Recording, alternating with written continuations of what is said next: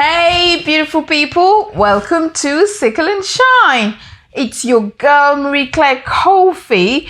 It has been a very rough past couple of weeks. I tell you, your girl has been quite unwell, I had lost my voice. I couldn't do anything. I couldn't even do my recordings, It was horrible. I mean, I came back from Marrakesh and everything just went whoop. But I'm glad to be back. I've got my voice back. Hallelujah. Good to be back and well. So welcome everyone. Please join me and make yourself comfortable. It's a beautiful day outside. And today we will be talking about something quite personal. We will be talking about relationships. So this is based on my personal experience, I will be talking about my relationship, living with sickle cell and dealing with relationships. Well, as some of you warriors might know, having sickle cell and relationships is a whole different ball game. This is something that every single sickle cell warrior has a story to tell. So this is my story and my advice. Most of my life, I have had friends and families that understand my complexities, but majority of the time, I have had people that don't understand at all, that do not want to understand or are not patient enough to want to learn and understand more. And that is absolutely fine. You shouldn't take it personally. If someone doesn't want to learn or know more about you, that is their problem. You just move on with your life. So I traveled from Cameroon in my early 20s and I traveled to London, and life was exciting. Exciting. I was living independently for the first time ever. I mean, I had never ever stayed on my own before. And I tell you, adulthood and a scam. It was quite tough. It was lovely, but majority of the time it was tough, So I got to a stage in my life where I was growing as a woman.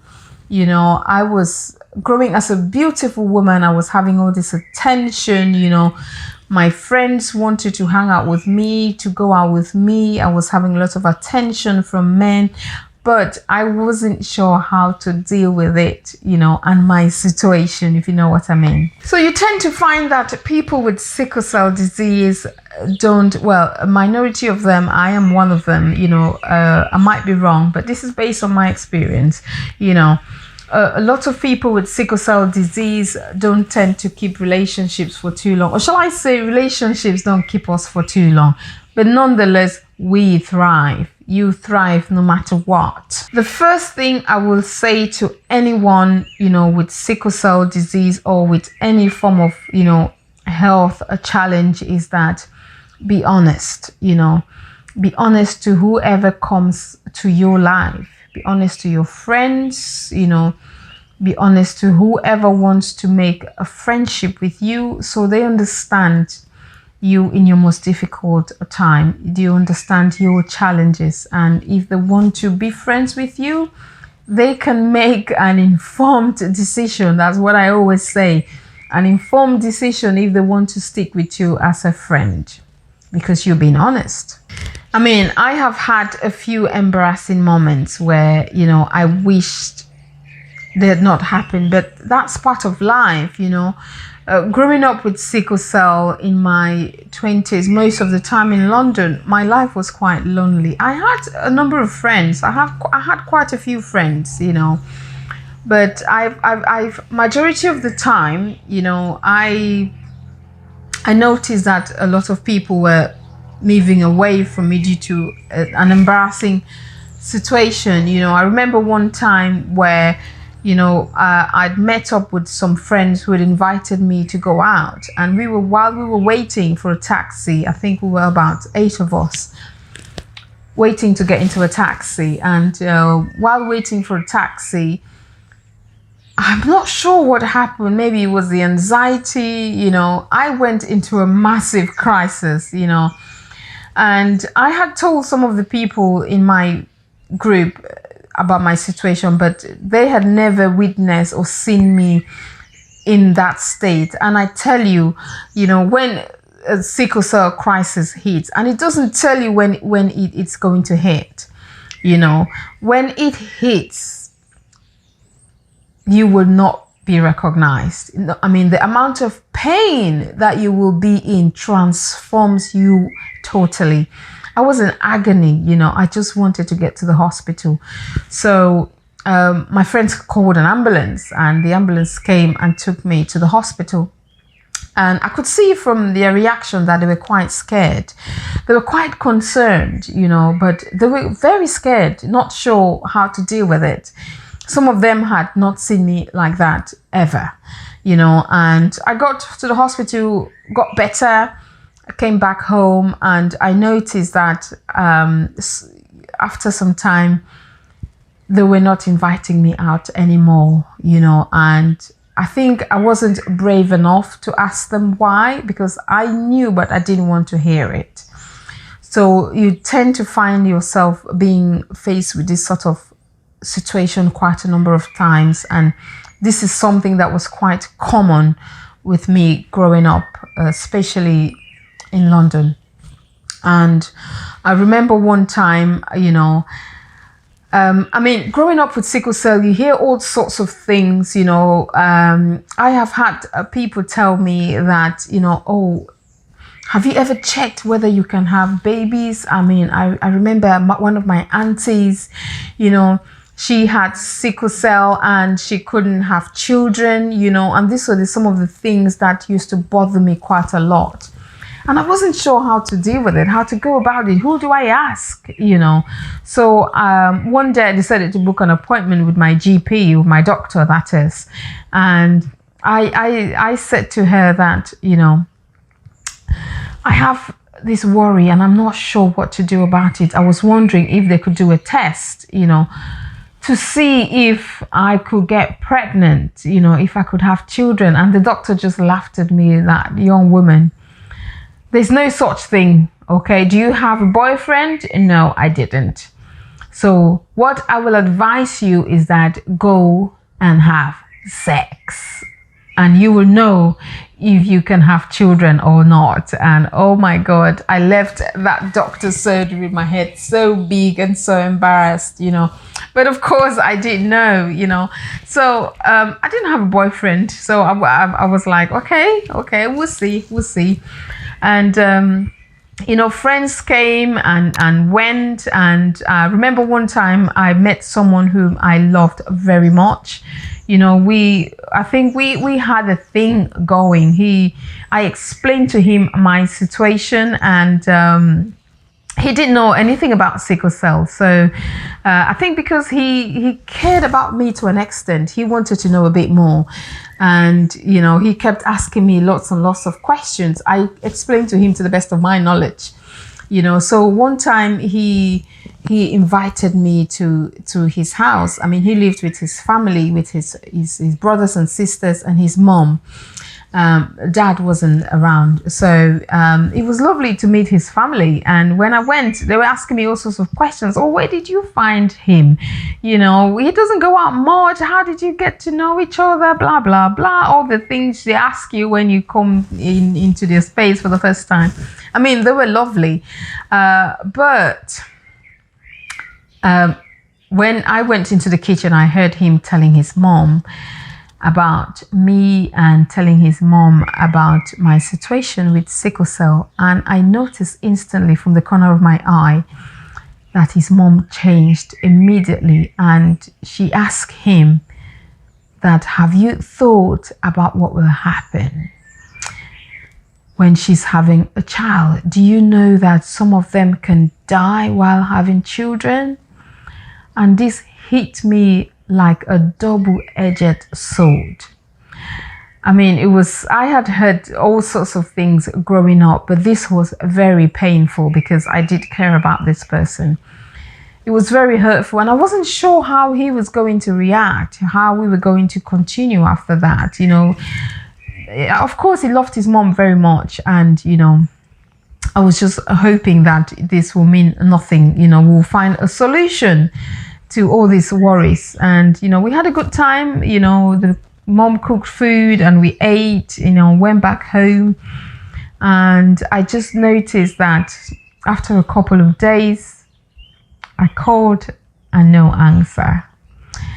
And I just thought, okay, let's move on. So this was another disappointment, and you tend to find that you get this a lot. You explain your situation to folks, and it's up to them to take you for who you are. And what I want to tell you today is that there's absolutely nothing wrong with that. You might hate yourself so bad for being who you are, for being born with sickle cell disease, because you might think that nobody wants to be with you, nobody wants to be friends with you, nobody wants to be intimate with you. But let me tell you, you will find that person who will want to know every single thing about your situation. We want to be there for you when the going gets rough. So please do not give up on relationships. It might take a bit longer than others, but eventually you might find someone who really cares about you. I used to think that, oh my goodness, I might just never have children. I might just never have a relationship. I might just never have a boyfriend, because I couldn't go out and hang out with my friends. Most of my friends were meeting guys, when they go out and night clubbing and things like that. But these are not some of the things that I used to love, because it always brought me a lot of problems with my sickle cell. So it was quite concerning, but there are other very important things in life that I used to enjoy, So you concentrate on those things and just live your life. You will find the right person at the right time. So you also find that, a lot of people with sickle cell suffer a lot with anxiety. What will happen if you get intimate with someone for the first time? These are the worries that come. But let me tell you, don't worry about it. Just be positive. If you find that someone that really cares about you, will be patient enough with you and will understand your situation. I mean, getting into a crisis is no joke. So my advice always is that always be honest with whoever you meet for the first time. If you think this is somebody that you might want to get into a serious relationship with, tell them up front who you are. You have sickle cell disease. This is what happens in my worst days. You might not be able to explain, but just paint the worst scenario. And if they care about you, they will stick. The one that cared about me came, and I have 2 beautiful children. So let me tell you, there is time and someone for everybody. So keep your head up and be positive. I mean, we can sit here all day talking about sickle cell and relationships, but, we might not end, because sickle cell comes with a lot of challenges, and dating and relationship is just one of them. But the take-home message here is that my advice, based on my personal experience, is that, you should love yourself first, because if you don't do that, nobody else will. You have to accept yourself for who you are. Accept your challenges and make it yours. And if you do that, nobody else can come in and make you unhappy because of your situation. So please love yourself first. And another thing to be mindful of is that be careful of those who come and, talk, all the talk without action. You have quite a number of people that will come into your life. They claim to like you, to love you, to want to be friends with you and understand your situation and will be there for you, But when the going gets tough, they step out. So you have to be mindful of those. There will be a number of people that will come into your life, or, we understand your situation. We will learn and, understand what it is going through with sickle cell, and when the first crisis hit, because trust me, when you get a crisis, you are a totally different person. So be mindful of those who come in and step out when the going gets tough. So you have to be prepared for those. And, another thing to be mindful of is that don't be upset when those people step in and step out. Because let me tell you something, those who do that are not worthy of you. Because whoever is meant for you, or whoever cares about you, will stick no matter the challenges, okay? So you have a number of people, and this has happened to me quite a number of times, that will come in and, have all the good things in life, and you chill and go out and have all the fun. But when it starts getting difficult, because trust me, sickle cell, that's just the way our lives are. It's not 100% sweet all the time. We go through a lot of pain, so the slightest anxiety get people into pain.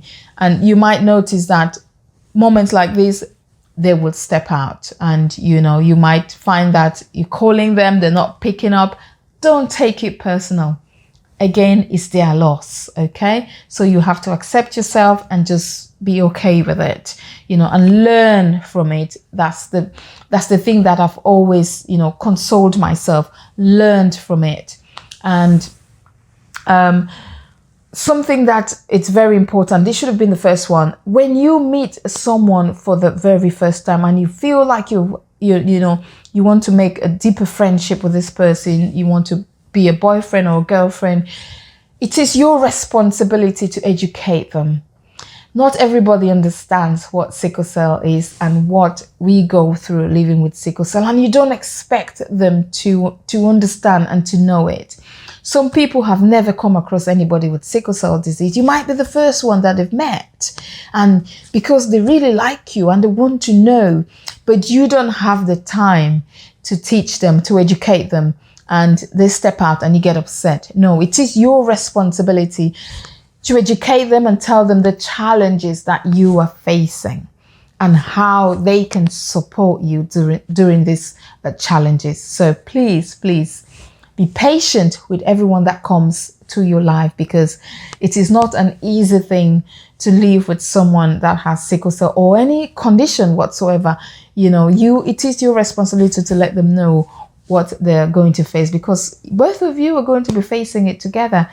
And something very important, this is the last bit, is that you have to feel comfortable to disclose your condition. So if you meet someone for the first time, it's up to you if you want to tell them straight away, if you want to wait a few weeks or a few months. Take your time. Don't be under any pressure whatsoever. Whenever you feel that you're ready, tell them. And let me tell you, if this person, boy or girl, loves you and want to be with you or want to spend the rest of their lives with you, they will understand and they will stick with you no matter when you tell them, on the first day, on the last day. If it was meant to be, it will be. That's my belief. Thank you for watching, and please don't forget to subscribe, like, share, comment, and tell me about, some of your experiences living with sickle cell and dating and all the nice story and the horrible ones, of course. Let's have a conversation about this. And do not forget to hit the notification button, because you get notified every time I put up a new video. So my next video, I will be talking about relocating from London to Walsall, the West Midlands, where I start a whole brand new life. Thank you for watching. God bless.